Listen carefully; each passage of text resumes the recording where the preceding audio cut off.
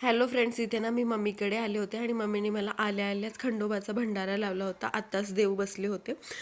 मी रात्रीच आले होते, सो रात्रीच्या डिनरसाठी तिने केलं होतं सोयाबीन बिर्याणी, जी की मला खूपच जास्त आवडते.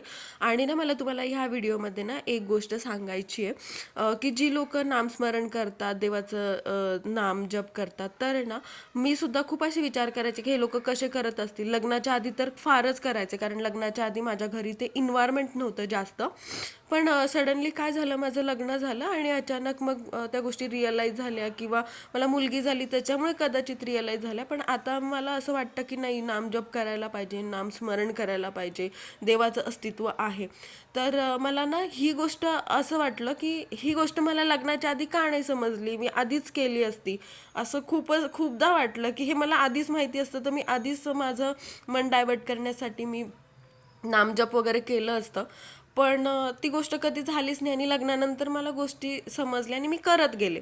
पण काल अचानक आहे ना, इन्स्टाचं रील फीड म्हणजे इन्स्टा रील स्क्रोल करत होते आणि त्याच्यातच एक रील आलं.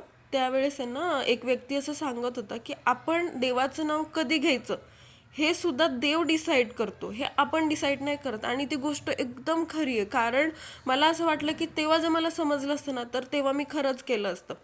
पण ते कधी करायचं हे ना, तो व्यक्ती म्हटला की हे आपल्या कर्मावर डिसाईड असतं, हे आपलं कर्म डिसाईड करतं की आपण कधी नामस्मरण करायचं. म्हणजे असं म्हणतात ना की चांगलं कर्म केलं ना की कधी ना कधी त्याचं फळ मिळतंच.